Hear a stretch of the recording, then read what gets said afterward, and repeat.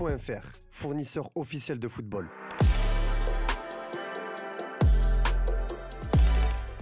Bonjour à tous et bienvenue dans ce nouveau JT Foot Mercato. On commence à l'étranger où Vinicius est sorti du silence 3 jours après pour s'excuser après son coup de sang à l'occasion de sa sortie lors du Classico. Sur son compte X, il a indiqué « Aujourd'hui, je tiens à présenter mes excuses à tous les supporters du Real Madrid pour ma réaction lorsque j'ai été remplacé lors du Classico. Comme je l'ai déjà fait en personne lors de l'entraînement d'aujourd'hui, je tiens également à présenter à nouveau mes excuses à mes coéquipiers, au club et au président », a-t-il notamment écrit avant de conclure. « Parfois, ma passion de toujours vouloir gagner et aider mon équipe prend le dessus. Mon caractère compétitif vient de l'amour que je porte à ce club et à tout ce qu'il représente. Je promets de continuer à me battre chaque seconde pour le bien du Real Madrid comme je l'ai fait depuis le premier jour. » Est-ce donc la fin de l'affaire? Pour rappel, la Casablanca a fait savoir qu'elle laissait le soin à Xabi Alonso de prendre la décision adéquate concernant son joueur, qui n'a par ailleurs jamais cité le coach espagnol dans son message. Chez le rival barcelonais, l'ambiance n'est pas non plus au beau fixe après la défaite dans le Classico où Lamine Yamal est fortement pointé du doigt en Espagne. Selon El Chiringuito, l'Espagnol devait participer à un live avec le streamer français Amine Matoué pour un événement promotionnel avant que le FC Barcelone demande au numéro 10 catalan d'annuler sa participation. Mais cette information a rapidement été démentie par le français. Sur ses réseaux sociaux, Amine a réagi en affirmant qu'El Chiringuito était complètement à côté de la plaque et qu'il n'avait jamais été question d'un stream ou d'une interview avec Lamine Yamal. Une mise au point claire alors que le FC Barcelone poursuit sa volonté de protéger et d'encadrer son prodige de 18 ans. Outre-Manche à présent, le Times assure que Lucas Paqueta a fait savoir qu'il souhaitait quitter West Ham dès le prochain mercato hivernal. Une information que nous sommes en mesure de vous confirmer. Le coup est rude pour les Hammers qui ont toujours été au soutien de leurs joueurs qui avaient embrassé l'écusson du club l'été dernier alors que des rumeurs de départ circulaient déjà. Si à l'heure actuelle aucun nom de courtisan n'a filtré, nous pouvons vous confirmer également que West Ham va réclamer environ 70 millions d'euros pour un joueur ayant encore 2 ans de contrat. Affaire à suivre. En Italie, l'information a glacé le sang de tout le pays. Hier matin, on apprenait que le gardien de l'Inter, Josep Martinez, a accidentellement renversé et tué un homme en fauteuil roulant en se rendant au centre d'entraînement. Malgré l'intervention rapide des secours, la victime n'a pas pu être réanimée. Aujourd'hui, on apprend que selon les premières constatations, l'homme âgé de 81 ans aurait dévié de la piste cyclable vers la chaussée, rendant la collision inévitable. Une enquête pour homicide involontaire a été ouverte par le parquet de Côme afin de déterminer les circonstances exactes du drame. Comme le rapporte Kikomo, le joueur encourt une peine pouvant aller de 2 à 7 ans de prison selon l'article 589 du code pénal italien. L'Inter Milan, profondément affecté par l'accident, a annulé la conférence de presse de Christian Chivu avant le match contre la Fiorentina, tandis que Martinez a été dispensé de la rencontre prévue ce soir.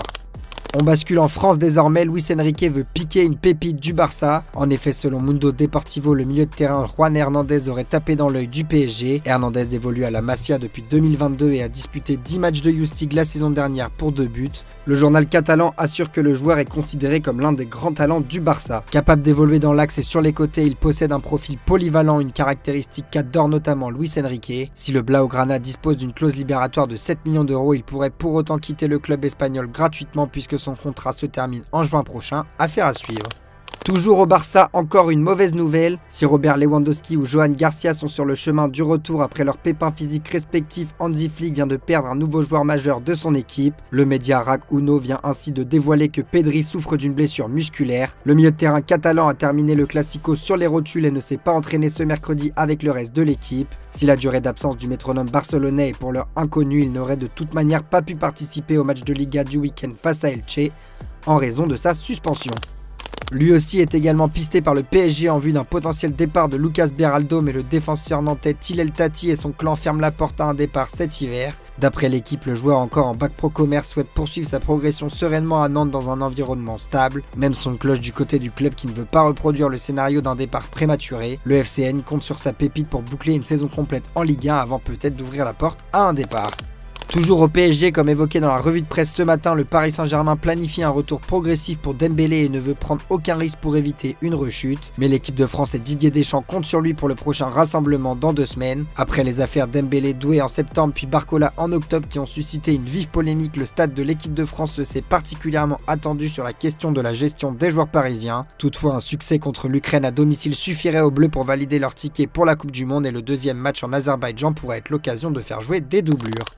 Dans le Rhône, l'Olympique lyonnais lance les discussions pour recruter Hendrick. Selon les informations de Fabrizio Romano, l'OL a déjà lancé les grandes manœuvres pour attirer l'attaquant de 19 ans dans ses rangs lors du mercato hivernal et une approche officielle a même été déjà réalisée pour prendre la température dans ce dossier. Il s'agirait d'un prêt payant jusqu'en fin de saison et le joueur est ouvert à la possibilité de rejoindre l'OL. De son côté, le Real Madrid ne devrait pas poser trop d'obstacles à un départ en prêt du joueur qui avait tout de même coûté 35 millions plus 25 millions d'euros de bonus. Comme révélé par les médias ibériques, un montant de 4,5 millions d'euros pour un prêt payant pourrait suffire, ce qui ne rend pas l'opération si délicate que ça malgré la situation financière compliquée de l'OL. Son salaire est également relativement abordable puisqu'il touche 3 millions d'euros bruts par an et les Lyonnais devraient sûrement en payer la moitié comme c'est souvent le cas dans ce genre d'opération. Affaire à suivre.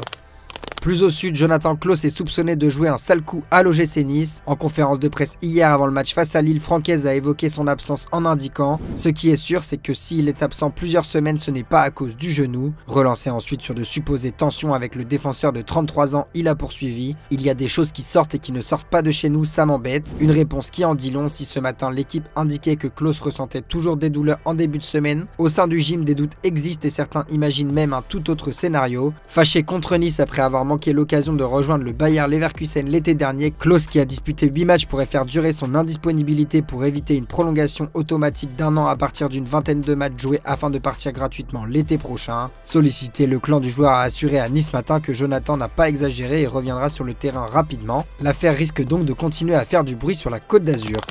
Au rayon des officiels, l'ancien attaquant de l'OM Dario Benedetto se retrouve au chômage. À 35 ans, il vient de voir son aventure chez les Newell's Old Boys s'arrêter net à 7 mois de la fin de son contrat. À nouveau libre de tout contrat, l'attaquant argentin trouvera-t-il un nouveau challenge? Rien n'est moins sûr, d'autant que le joueur n'a plus marqué le moindre but depuis février 2024 en 36 rencontres avec Boca Juniors, Querétaro, Olympia et Newell's. Enfin, ce mercredi avait lieu le tirage au sort des 7e et 8e tours de la Coupe de France marqué par l'entrée en lice des clubs de Ligue 2. Parmi les affiches à retenir, les Girondins de Bordeaux désormais en National 2 défieront l'Entente Beau et Bonne-en-Compte pensionnaire de R1 tandis que Saint-Etienne ira défier l'AS Quetigny qui évolue en Régional 2.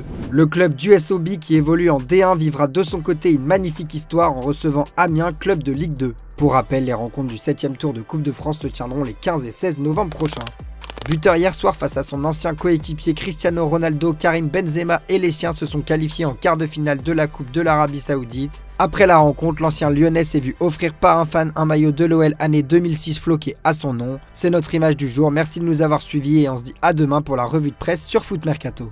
I can't believe I'm about to say this, but I'm in Jeddah in Saudi Arabia with Karim Benzema. Karim, how are you? I'm good. Rob, nice to meet you. Now, when I was coming to Jeddah, I didn't think I was going to be able to meet you, but I'm very fortunate and very thankful, so thank you very much. I brought you a present, first of all. This is from the... Do you remember what season this is from?